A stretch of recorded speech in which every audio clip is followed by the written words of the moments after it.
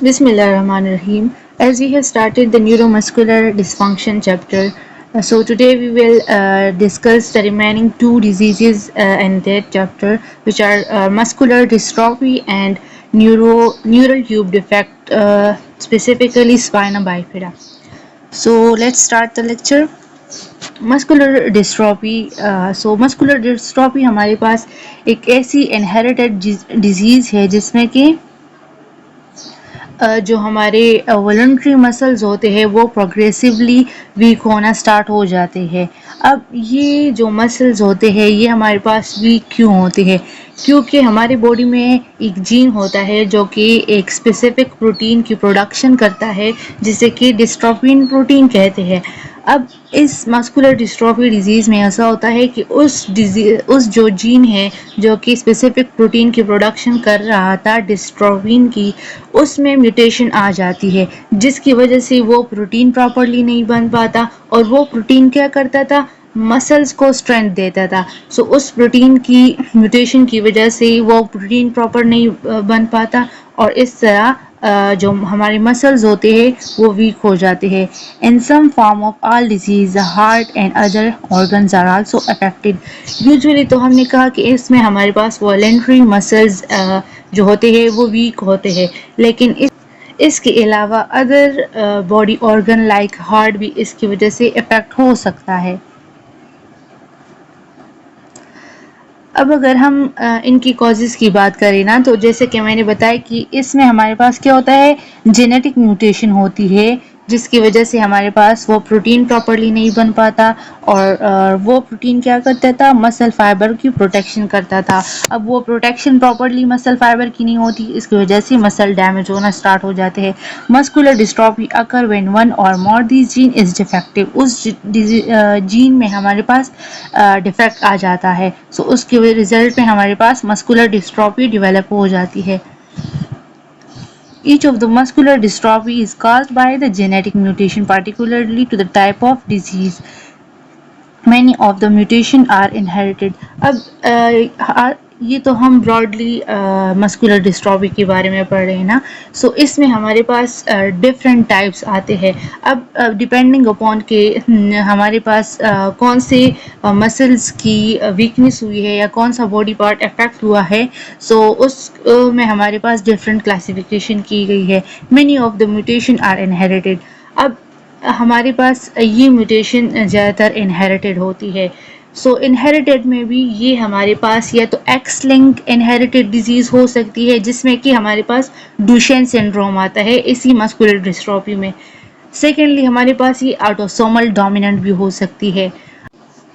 Autosomal dominant में हमारे पास myotonic डिस्ट्रॉफीज आती है और ऑटोसोमल रिसेसिव इनहेरिटेंस में हमारे पास लिम्ब गर्डल मस्कुलर डिस्ट्रॉफी आ सकती है। इस तरह ये हमारे पास डिफरेंट टाइप ऑफ म्यूटेशन की वजह से डिफरेंट इनहेरिटेड केस के थ्रू ये प्रेजेंट होती है और डिफरेंट डिजीज कॉज करती है। बट सम अकर स्पॉन्टेनियसली, जैसे कि हमने बात की ये इनहेरिटेड है। बाज़ औक़ात ऐसा होता है कि ये स्पॉन्टेनियसली भी हो जाती है। फैमिली हिस्ट्री में कोई डिस्ट्रॉफी की प्रेजेंटेशन नहीं होती, लेकिन स्पॉन्टेनियसली या तो मदर के एग में म्यूटेशन हो जाती है या एम्ब्रियो में, एम्ब्रियोनिक स्टेज में हो जाती है या स्पर्म में भी हो सकती है।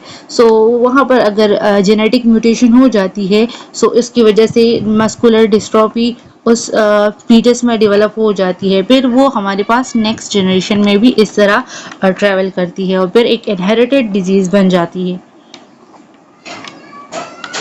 Now you will be talking about the sign and symptoms of the muscular dystrophy. इसमें हमारे पास यूजुअली मसल वीकनेस होती है।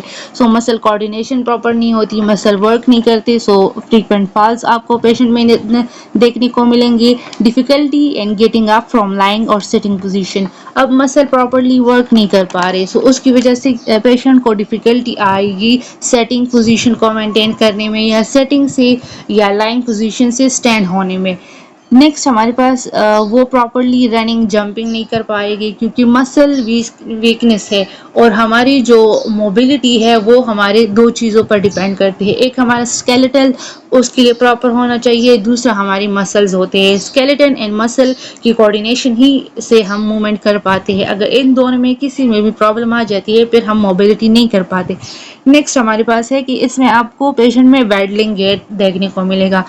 वेडलिंग गेट हमारे पास यूजुअली नॉर्मल होता है प्रेग्नेंट लेडी में, आपने देखा भी होगा। इसमें होता है ऐसे है कि पेशेंट में आपको लॉर्डोसिस भी देखने को मिलेगी, जिसकी वजह से अपने बैक के मसल को सपोर्ट करने के लिए वो अपना राइट हैंड बैक पर रख लेते हैं और इस तरह वो चलने की कोशिश करते हैं। एंड उनकी दोनों फीट में भी बहुत ज़्यादा स्पेस होती है और जो एब्डोमेन होता है वो इस तरह बाहर की तरफ निकला होता है।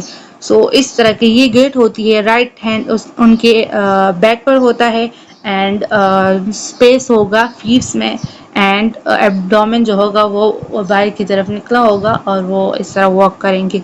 सो वेडलिंग गेट यूजुअली आपने प्रेग्नेंट लेडी में देखा होगा और इसमें भी आपको मिल सकता है। Walking on toes, so muscle weakness की वजह से जो ग्रेटर मसल्स है काफ मसल वो प्रॉपरली वर्क नहीं कर पाती। सो पेशेंट यूजुअली हील्स पर नहीं चल सकता, सो वो टोज पर चलता है। लार्ज काफ मसल हमारे पास होगी। अब ये जो मसल्स हमारे पास तो यहाँ पर वीकनेस है लेकिन आपको देखने को लार्ज काफ मसल मिलेगा। अब ये हमारे पास सीडो और हाइपरट्रॉफी की वजह से होता है क्योंकि मसल फाइबर हमारे पास डैमेज हो जाता है, सो वो कन्वर्ट हो जाता है fat and fibrous like structure में, जिससे कि आपको एक सीडो हाइपरट्रॉफिक स्ट्रक्चर देखने को मिलेगा मसल का। मसल पेन होगा एंड स्टिफनेस होगी। मसल वीकनेस की वजह से ये कंडीशन भी आपको देखने को मिलेगी। लर्निंग डिसेबिलिटीज आ सकती है। अब हमारे पास ये जो डिस्ट्रोफिन जो कि मसल को स्ट्रॉन्ग करने के लिए एक प्रोटीन था, वो हमारे पास ब्रेन में भी प्रेजेंट होता है। जब ब्रेन में भी इसकी डिफिशियंसी आ जाती है, डिफेक्टिवनेस आ जाती है, तो उसकी वजह से पेशेंट में memory, attention and learning difficulty आ सकती है। इस डिजीज़ की अगर ट्रीटमेंट की हम बात करें ना, सो क्योर तो इसका अवेलेबल नहीं है, लेकिन हम क्या करते हैं ट्रीटमेंट करते हैं ताकि हम प्रिवेंट करें और रिड्यूस करें जो अदर प्रॉब्लम इससे डेवलप हो सकती है, लाइक जॉइंट इमोबाइल हो सकते हैं and spine to allow people muscular dystrophy. हम स्पाइनल फंक्शन को थोड़ा बहुत इम्प्रूव कर सकते हैं ताकि वो प्रॉपर मोबिलिटी को मेंटेन रख सके। Treatment option should be medication, physical therapy and surgical and other option. इसके अलावा क्यूरेटिव ट्रीटमेंट तो हम करते हैं लेकिन मेडिकेशन के थ्रू वो करते हैं, फिजियोथेरेपी की थ्रू करते हैं। इसके अलावा सर्जरीज भी करते हैं। सर्जरी हम लॉर्डोसिस अगर डेवलप हो जाए पेशेंट में तो उस कंडीशन में करते हैं। नेक्स्ट यहाँ पर मेडिकेशन के बारे में बताया गया है कि कौन सी मेडिकेशन हम इस केस में पेशेंट को देंगे। सो फर्स्ट ऑफ ऑल हम कॉर्टिकोस्टेरॉइड्स देंगे, जिसमें कि हम प्रेडनिसोन दे सकते हैं जो कि मसल की स्ट्रेंथ को इम्प्रूव करने के लिए देते हैं और डिजीज़ की प्रोग्रेशन को डिले करने के लिए देते हैं। लेकिन हमें पता है कि स्टेरॉइड के प्रोलॉन्ग यूज़ की वजह से हमारे पास डिफरेंट प्रॉब्लम आ सकती है। सबसे पहले पेशेंट वेट गेन करेगा, सो प्रोलॉन्ग थेरेपी हम इसलिए नहीं करते हैं। इसकी वजह से हमारे पास बोन भी वीक हो सकते हैं कॉर्टिकोस्टेरॉइड थेरेपी की वजह से, जिसमें कि फ्रैक्चर के चांसेस भी हो सकते हैं। हार्ट मेडिकेशन हम इसलिए देते हैं क्योंकि हमने ऊपर बात की कि इसकी वजह से हमारे पास अदर ऑर्गन्स भी अफेक्ट होते हैं लाइक हार्ट। सो हार्ट की फंक्शनिंग को नॉर्मली परफॉर्म करने के लिए हम एंजियोटेंसिन कन्वर्टिंग एंजाइम ऐसे इनहिबिटर्स दे देते हैं, बीटा ब्लॉकर दे देते हैं if muscular dystrophy damage the heart, अगर हार्ट में कोई डैमेज हुई है। देन हम आते हैं नर्सिंग इंटरवेंशन पर। सो इनके लिए हम मल्टीपल स्पेशलिस्ट के साथ कंसल्ट करते हैं एंड मल्टी डिसिप्लिनरी केयर देते हैं इन पेशेंट को। हम क्या करते हैं फिजिकल थेरेपी भी देते हैं, ऑक्यूपेशनल थेरेपी भी देते हैं, respiratory speech therapy, psychological therapy and dietitian के साथ भी कंसल्ट करते हैं। फिजिकल थेरेपी में हम क्या करते हैं, मसल को के स्ट्रेंथ को मेंटेन करने के लिए उनकी एक्सरसाइजेस करते हैं डिफरेंट। नेक्स्ट हम ऑक्यूपेशनल थेरेपी में क्या करते हैं, सो एक ऑक्यूपेशनल थेरेपी हमारे पास एक ऐसी थेरेपी होती है जिसमें कि हम पेशेंट की हेल्प आउट करते हैं ताकि वो अपने जो नॉर्मल डेली एक्टिविटीज़ थी इंडिपेंडेंटली वो परफॉर्म कर सके। सो ऑक्यूपेशनल थेरेपिस्ट के साथ हम कंसल्ट करेंगे और वो प्रॉपर ऑक्यूपेशनल थेरेपी देगा पेशेंट को ताकि वो अपनी डेली एक्टिविटीज़ इंडिपेंडेंटली परफॉर्म कर सके।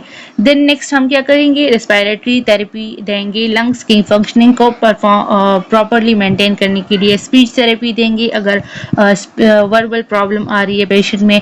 अब डिजीज़ हमारे पास प्रोलॉन्ग है, इसकी वजह से डिसेबिलिटीज़ भी आ सकती है। सो उस केस में हमारे पास पेशेंट एंजाइटी डिप्रेशन में चला जाता है।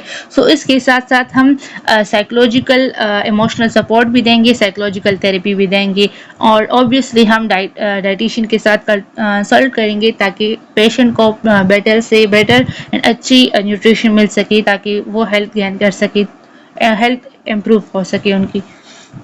देन हम क्या करेंगे, रेनफोर्स करेंगे। एज ए नर्स हम ये देखेंगे कि आया जो जो एक्सरसाइजेज एक्टिविटीज़ पेशेंट को असाइन हुई है वो प्रॉपरली वो कर रहा है कि नहीं, हमने उनसे वो सारी एक्टिविटीज़ करवाने होंगे। Educate the client and family members thoroughly about the expected outcomes and possible problem. इसके साथ साथ हम क्या करेंगे, पेशेंट को भी डिजीज़ के रिलेटेड एजुकेशन देंगे एंड साथ ही साथ फैमिली को भी देंगे डिजीज़ की नेचर के बारे में, इसकी कॉम्प्लिकेशन के बारे में, उसकी ट्रीटमेंट के बारे में सारी इंफॉर्मेशन फैमिली एंड पेशेंट को देंगे। Encourage exercises while teaching sign and symptoms of exercise overload, feeling weaker rather than strong after exercise. अब हमने एक्सरसाइज के बारे में भी पेशेंट को टीच करना होता है कि आपने तो एक्सरसाइज करनी है लेकिन विदिन जो आपको प्रिस्क्राइब की गई है, डॉक्टर ने बताई गई है या किसी थेरेपिस्ट ने, उसी के अकॉर्डिंग आपने चलना है। और अगर हमारे पास वो और एक्सर्शन करे, और एक्सरसाइज करे, सो उसके साइंस भी आपने बताने हैं कि आपको कैसे पता चलेगा कि आपने और एक्सरसाइज की है। अगर आप एक्सरसाइज के बाद वीकर फील करे देन इससे पता चलता है कि आपने प्रॉपर एक्सरसाइज नहीं की। लेकिन अगर आप थोड़ी एक्सरसाइज कर ले, उससे आप और भी स्ट्रांग फील करें ना, तो आपकी एक्सरसाइज बेटर थी। एक्सेसिव मसल सोरनेस अगर हो या सिवियर क्रैम्पिंग मसल में आए तो ये इंडिकेट करेगा कि पेशेंट ने और एक्सर्शन की है और एक्सरसाइज की है। अगर हैवीनेस फील हो एक्सट्रीमिटीज़ में या prolong shortness of breath patient में आए, सो ये साइंस आपने पेशेंट को बताने होते हैं ताकि वो एक्सरसाइज करते वक्त इसको नोटिस कर सके, तो और वो जो वो और एक्सर्शन कर रहा है और एक्सरसाइजेज कर रहा है उसको स्टॉप कर सके। Ensure braces are good to prevent pressure ulcer and promote stability। अब braces हमारे पास वो एक्सटर्नल सपोर्टिव डिवाइसेस होते हैं जो कि पेशेंट की पोस्चर को मेंटेन करने के लिए देते हैं। अब हमने ये इंश्योर करना है कि वो जो ब्रेसेस पेशेंट को लगी है वो फिट हो उनकी पोस्चर के साथ, और इसके साथ साथ हमने ये भी देखना है कि उस जो ब्रेसेस लगे हैं उसकी वजह से कोई प्रेशर अल्सर डेवलप ना हो, और हम जो भी जिस भी पर्पस के लिए हमारे पास वो ब्रेसेस लगाए हैं, मूवमेंट को मेंटेन करने के लिए, स्टेबिलिटी को प्रमोट करने के लिए, सो हम ये इंश्योर करें कि वो प्रमोट हो, वो मेंटेन हो। Be sensitive to psychological needs and make appropriate referral. So जैसे कि हमने ऊपर बात की ना कि हम पेशेंट को साइकोलॉजिकल थेरेपी देंगे क्योंकि वो डिप्रेशन में भी जा सकता है। सो हमने साइकोलॉजिस्ट के साथ कंसल्ट करनी होती है। Refer to the support groups and clinics, क्योंकि इसमें हमारे पास मेजर डिसेबिलिटीज़ आ सकती है, तो हमने सपोर्ट ग्रुप्स एंड डिफरेंट ऐसे क्लिनिक्स होते हैं जहाँ पर इन पेशेंट की काउंसलिंग की जाती है, उनके साथ हमने कंसल्ट करना है। सो this was all about the muscular dystrophy. Next हम स्पाइना बाइफिडा को डिस्कस करेंगे। सो स्पाइना बाइफिडा को डिस्कस करने से पहले हम न्यूरल ट्यूब डिफेक्ट के बारे में थोड़ा बहुत डिस्कस करते हैं, क्योंकि स्पाइना बाइफिडा हमारे पास एक type of neural tube defect है। सबसे पहले हम जानने की कोशिश करते हैं कि what is neural tube defect. So neural tube defect हमारे पास ऐसी कॉन्जेनिटल malformations होती है जिसमें कि फीटस का जो न्यूरल ट्यूब होता है वो प्रॉपरली क्लोज नहीं हो पाता, जिसकी वजह से डिफरेंट malformation आपको फीटस में नजर आएगी। अब न्यूरल ट्यूब जो होता है हमारे पास वो दो स्ट्रक्चर की फॉर्मेशन करता है, ब्रेन की एंड स्पाइनल कॉर्ड की, एज वी ऑल नो। अब इसकी स्ट्रक्चर हमारे पास कुछ इस तरह एलोंगेटेड होती है। इसका एक हमारे पास एंटीरियर न्यूरोपोर होता है एंड एक पोस्टीरियर न्यूरोपोर होता है। ये हमारे पास एंटीरियर होगा, ये पोस्टीरियर। अब अगर हमारे पास एंटीरियर न्यूरोपोर प्रॉपरली को क्लोज ना हो, अब ये जो एंटीरियर न्यूरोपोर होता है हमारे पास, ये फर्टिलाइजेशन के बाद 25th डे पर ये क्लोज हो जाता है और ये पोस्टीरियर न्यूरोपोर हमारे पास एट 28th डे पर क्लोज हो जाता है। लेकिन अगर इनकी क्लोजर प्रॉपर से ना हो तो इसकी वजह से हमारे पास एबनॉर्मलिटी आ सकती है, मालफॉर्मेशन हो सकती है। एंटीरियर न्यूरोपोर जो होता है वो हमारे पास ब्रेन की फॉर्मेशन करता है एंड पोस्टीरियर ये वाला पार्ट जो होता है वो हमारे पास स्पाइनल कॉर्ड की फॉर्मेशन करता है। अब अगर हमारे पास एंटीरियर न्यूरोपोर प्रॉपरली क्लोज ना हो तो उसकी वजह से हमारे पास एक कंडीशन आती है जिसे कि एनेनसेफेली कहते हैं। एनेनसेफेली में इस तरह होता है कि फीटस का हेड बिल्कुल प्रॉपरली नहीं बन पाता। आपको पूरी बॉडी पेशेंट फीटस की नज़र आएगी लेकिन उसका हेड नहीं होगा। लास्ट में मैं इन सारी कंडीशन के पिक्चर दिखा दूंगी तो उसके साथ क्लियर हो जाएगा। सो एनेनसेफेली एक ऐसी कंडीशन होती है जो कि एंटीरियर न्यूरोपोर की जब हमारे पास वो क्लोज नहीं होता उसकी वजह से आती है, जिसमें कि फीटस का ब्रेन बिल्कुल प्रेजेंट नहीं होता, एब्सेंट होता है।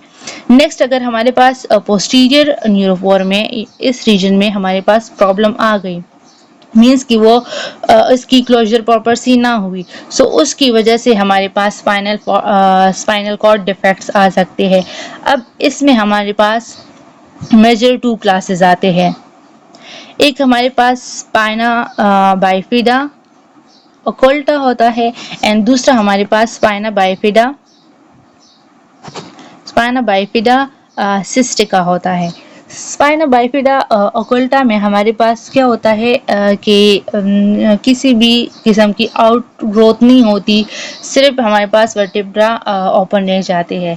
और सिस्टा में हमारे पास स्पाइना बाइफिडा सिस्टा में इस तरह होता है कि बल्ज आउट होते हैं, या तो मेम्ब्रेन बल्ज आउट होते हैं या मेम्ब्रेन या स्पाइनल कार्ड दोनों।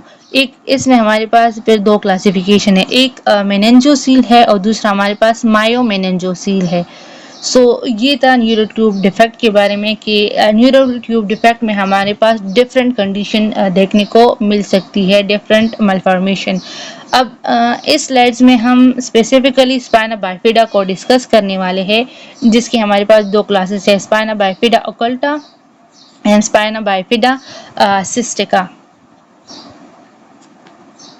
सो स्टार्ट करते हैं। स्पाइना बाइफिडा हमारे पास एक लैटिन वर्ड है जिसकी मायने है स्प्लिट स्पाइन।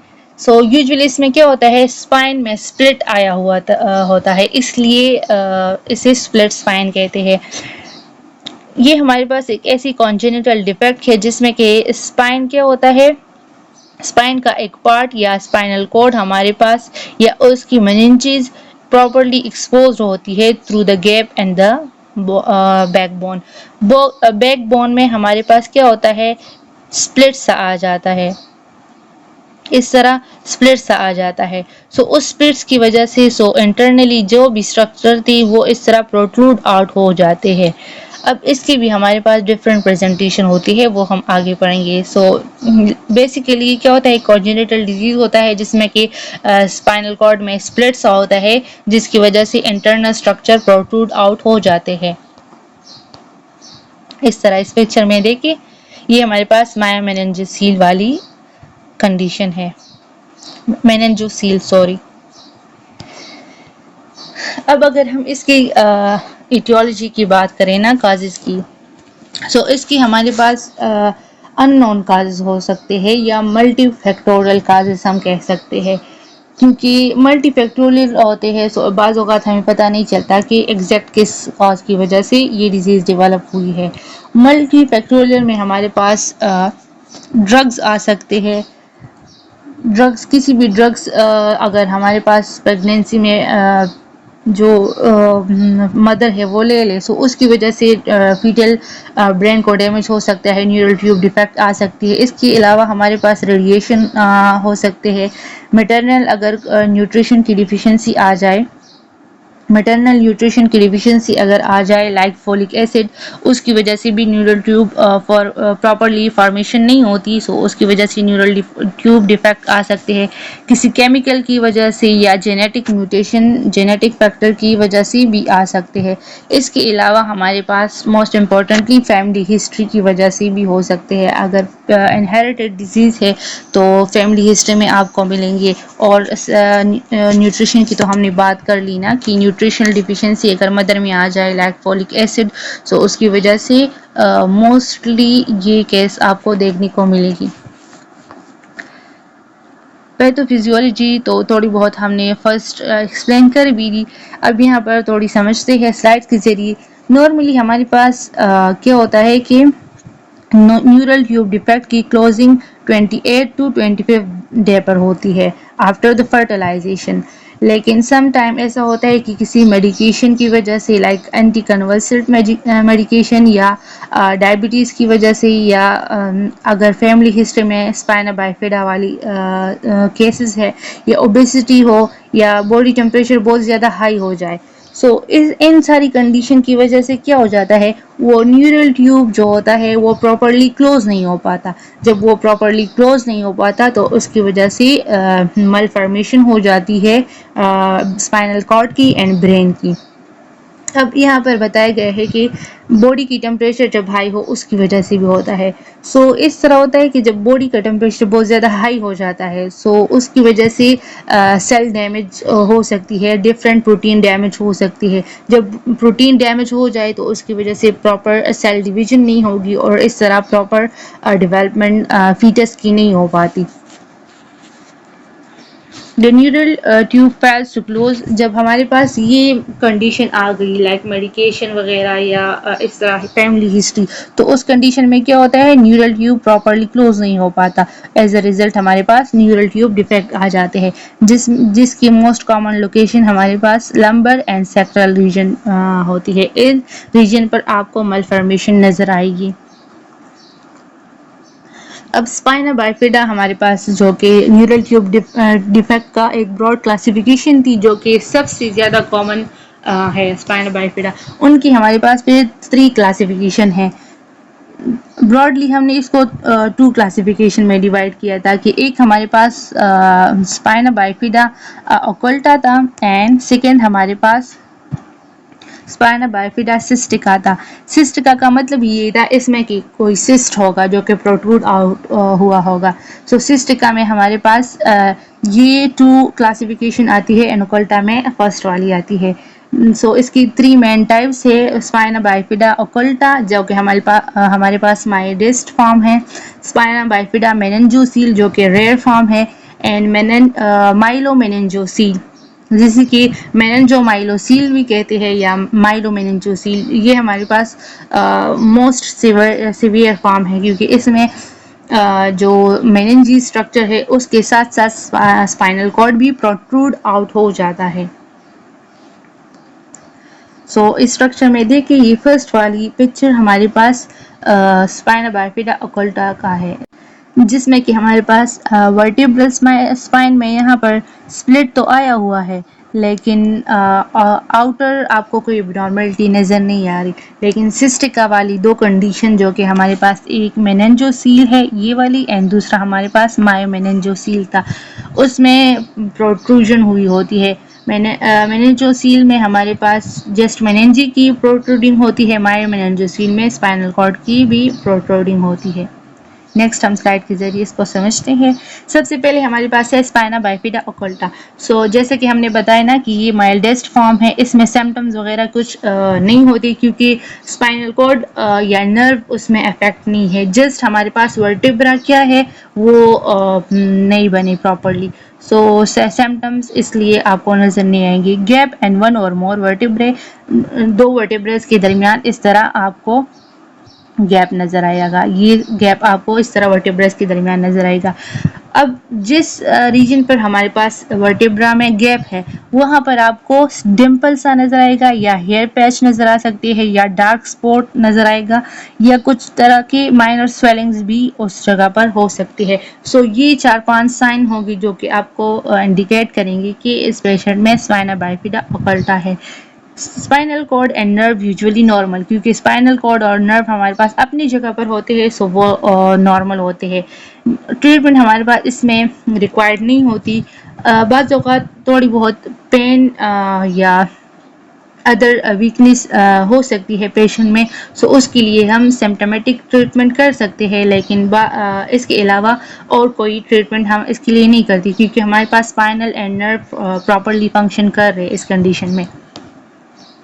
देन नेक्स्ट हमारे पास मेनिंजोसील कंडीशन है। ये हमारे पास रेयर फॉर्म है। इसमें क्या होता है, सिस्ट होता है जो कि फ्लूइड फिल्ड सेक होता है, वो प्रोट्रूड आउट हुआ होता है at the opting part of the spinal cord. Sac में हमारे पास क्या होगा, मेनिंजेस होगी, मेम्ब्रेन्स होगी जो कि क्या कर रही थी, स्पाइनल कॉर्ड को प्रोटेक्ट कर रही थी, लेकिन स्पाइनल नर्व्स हमारे पास इसमें प्रोट्रूड आउट नहीं होगी। स्पाइनल नर्व्स हमारे पास अपनी जगह पर होगी और जो मेनिंजेस है वो जस्ट प्रोट्रूड आउट हुई होगी एक सेक में।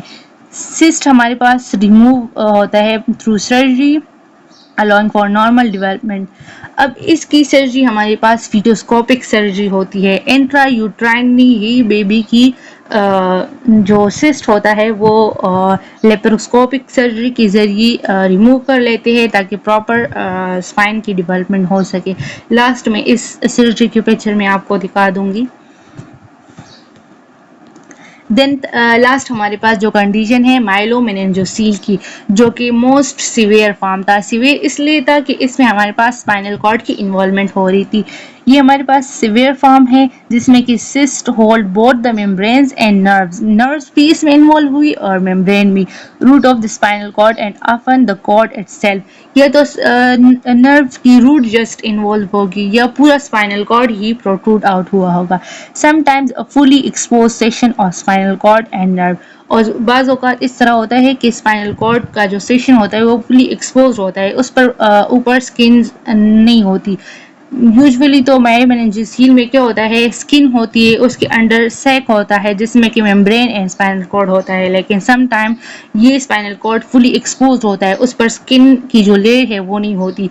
क्लोज हम करते हैं इनकी surgical after birth.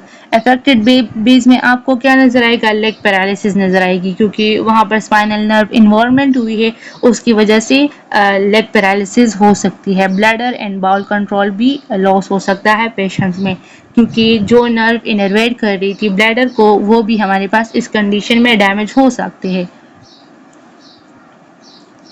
Physiological science की अगर हम बात करें ना सिम्टम्स में या प्रॉब्लम्स की, सो पेशेंट में आपको क्या मिलेगा, स्पाइना बाइफिडा की लेग वीकनेस मिलेगी, पैरालिसिस मिलेंगी क्योंकि ये हमारे पास स्पाइनल नर्व डैमेज की वजह से होता है।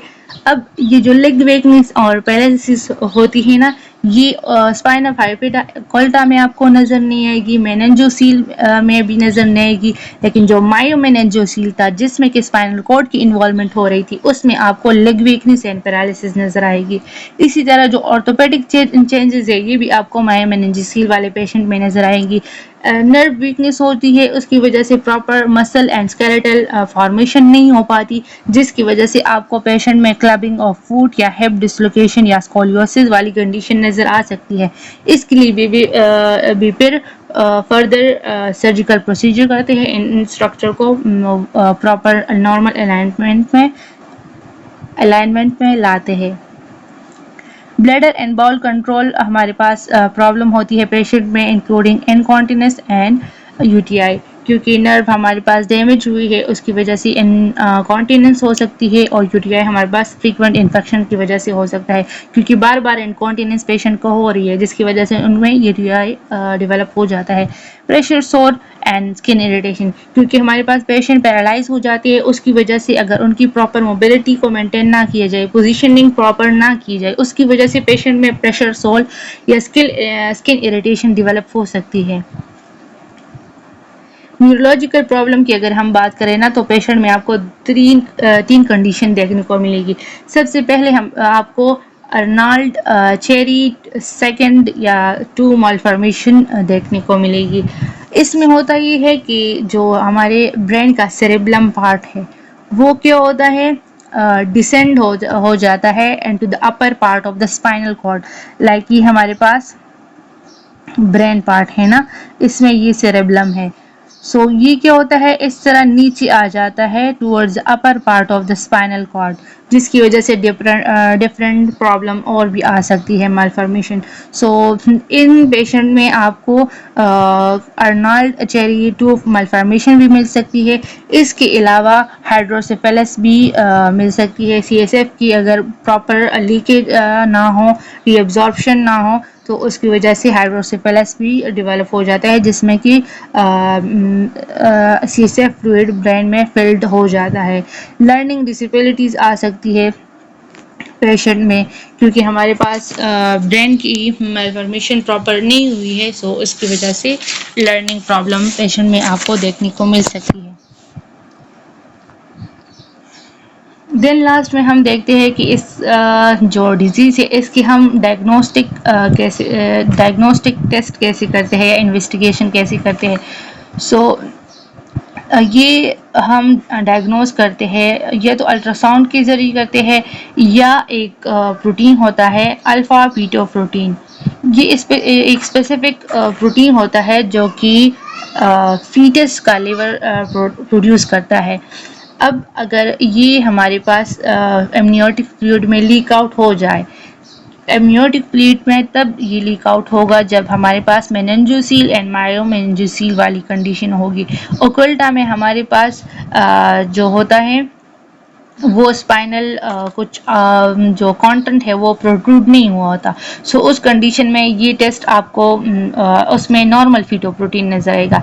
लेकिन अगर हमारे पास मेनिंजोसील है या मायोमेनिंजोसील है, उस कंडीशन में क्या होता है, जो फीटस का लिवर फीटो प्रोटीन प्रोड्यूस कर लेता है वो सर्कुलेशन के थ्रू थोड़ा बहुत लीक आउट हो जाता है एमनियोटिक फ्लूइड में। सो उसकी वजह से मदर की एमनियोटिक फ्लूइड में एंड ब्लड में उसकी कंसंट्रेशन बहुत ज़्यादा हाई हो जाती है नॉर्मल से। सो जब हम ब्लड टेस्ट करते हैं या इम्यूनोसेंथेसिस करते हैं, उसमें आपको क्या नज़र आएगा, अल्फा फीटोप्रोटीन की कंसंट्रेशन ज़्यादा नज़र आएगी। सो इस तरह हम अल्ट्रासाउंड के थ्रू या ब्लड टेस्ट या इम्यूनोसेंथेसिस के थ्रू डिटेक्ट कर सकते हैं कि पेशेंट में न्यूरल ट्यूब डिफेक्ट वाली कोई भी कंडीशन है। एनेंसेफेली में भी आपको अल्फा प्रोटीन नॉर्मल नज़र आएंगी, क्योंकि वहाँ पर लीकेज हमारे पास नहीं हो सकती एमनियोटिक फ्लूइड में, सो इसलिए वहाँ पर भी आपको अल्फा प्रोटीन नॉर्मल नज़र आएगा।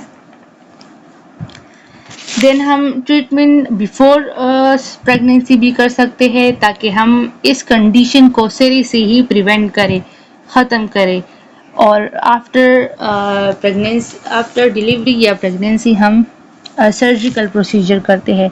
सो बिफोर हम क्या करेंगे, सबसे पहले फॉलिक एसिड सप्लीमेंट्स देंगे, जो कि 70% एंटीरीज को, न्यूरल ट्यूब डिफेक्ट्स को प्रिवेंट कर सकता है। इसके अलावा other multi vitamin, folic acid लेंगे एवरीडे। बिफोर प्रेगनेंसी हर एक लड़की के लिए चाहिए कि वो फॉलिक एसिड ले। If they are planning to conceive, so they should start folic acid supplement before the pregnancy or conceiving 3 months. So इस तरह उनकी बॉडी में फॉलिक एसिड का जो अमाउंट होता है वो पहले से ही कंप्लीट हो जाता है। सो इस की वजह से फिर फर्दर कॉम्प्लिकेशन नहीं आती, और ड्यूरिंग प्रेगनेंसी भी ये सप्लीमेंट्स वो कंटिन्यूसली लेंगे।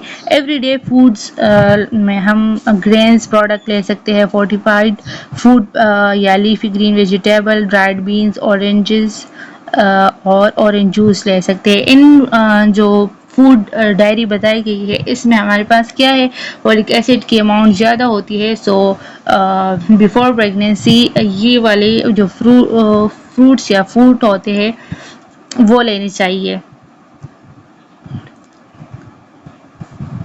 नेक्स्ट हमारे पास अगर हम आफ्टर प्रेगनेंसी ट्रीटमेंट की बात करें ना, तो सर्जरी करेंगे उस जो बल्ज आउट हुआ है उसको रिमूव करने के लिए, या अगर हमारे पास हाइड्रोसिफिलिस वाली कंडीशन है तो उसमें हम क्या करते हैं, शंट पास करते हैं to drain the excess CSF। इसमें हम VP शंट पास करते हैं, वेंट्रिकुलो पेरिटोनियल शंट। वेंट्रिकल से एक शंट पास करते हैं पेरिटोनियल मेम्ब्रेन में, और वहाँ से जो एक्स्ट्रा CSF होता है वो लीक आउट होता है पेरिटोनियल कैविटी में, और वो एक्सक्रीट आउट हो जाता है बॉडी में। सो इस तरह हम हाइड्रोसिफिलिस को शंट के थ्रू ट्रीट कर सकते हैं। एंड अगर हमारे पास जो मेनिंजियोसील मायोमेनिंजियोसील वाली कंडीशन है उसको सर्जिकल प्रोसीजर के थ्रू करेक्ट करते हैं। नर्सिंग मैनेजमेंट में हम क्या करेंगे, पेशेंट के वाइटल साइन को मॉनिटर करेंगे, साइंस ऑफ ICP चेक करेंगे, इंक्रीज इंट्राक्रैनियल प्रेशर को चेक करेंगे, जो कि हमारे पास अगर पेशेंट की ICP इंक्रीज हो तो उनमें आपको वोमिटिंग, इरिटेशन या बल्जिंग फॉन्टेनियल मिल सकती है। सो आपने इन साइंस को चेक करना होता है। इसके अलावा साइन ऑफ हाइड्रोसिफिलिस, हाइड्रोसिफिलिस में आपने क्या करना है, हेड की साइज को देखना है, फॉन्टेनियल्स की बल्जिंग को देखनी है, हेड सर्कमफेरेंस आपने रियली मेजर करना है, range of motion of extremities आपने देखने हैं और उनसे मोबिलिटी थोड़ी बहुत करवानी है। Use all measures to avoid infection, hand hygiene. हमने हैंड हाइजीन का ख्याल रखना है ताकि हम अवॉइड कर सके किसी भी तरह के इन्फेक्शन को पेशेंट में। Encourage a mother to continue breast feeding if a child is being breast fed. अगर बेबी हमारे पास ब्रेस्ट फीडिंग पर है तो हमने पेशेंट की मदर को इनकरेज करना है कि वो कंटिन्यू करे ब्रेस्ट फीडिंग को, ताकि अदर डेवलपमेंट जो बेबी की है वो प्रॉपर तरीके से तो हो ना। सो ये हमारे पास फीटल लिप्रोस्कोपिक सर्जरी है, जिसके ज़रिए इंट्रायूट्राइन लाइफ में ही जो हमारे पास स्पाइना बाइफिडा की वजह से बल्जिंग हुई है उसको रिमूव करते हैं सर्जिकल प्रोसीजर के through. And this is spina bifida multiple presentation. कोल्टा में देखिए हमारे पास फर्स्ट ये वाला जस्ट हमारे पास spinal membrane, spinal vertebra splitting हुई है, और इसमें हमारे पास मेनिंजेस की प्रोट्रूडिंग हुई है। एंड थर्ड में हमारे पास स्पाइनल कॉर्ड भी और मेनिंजियल मेम्ब्रेन भी प्रोट्रूड आउट हुई है through the split and the spinal cord. And ये नेक्स्ट हमारे पास एनेंसेफेली वाली कंडीशन है। एक्जेंसेफेली में हमारे पास ब्रेन का कोई भी पार्ट प्रोट्रूड आउट हो जाता है। और ये थर्ड क्रैनियो इरेक्टस केसेस हमारे पास एक ऐसी कंडीशन है जिसमें कि स्पाइनल कॉर्ड बिल्कुल एक्सपोज्ड होता है और इसके साथ साथ हेड भी। सो इसमें मल्टीपल इन्फेक्शंस के चांसेस भी हो सकते हैं। So this was all about the neural tube defect and the neuromuscular dysfunction. So यहाँ तक हमारा ये चैप्टर भी ख़त्म होता है। तब नेक्स्ट लेक्चर में नेक्स्ट चैप्टर को हम स्टार्ट करेंगे। तब तक के लिए अल्लाह हाफिज़।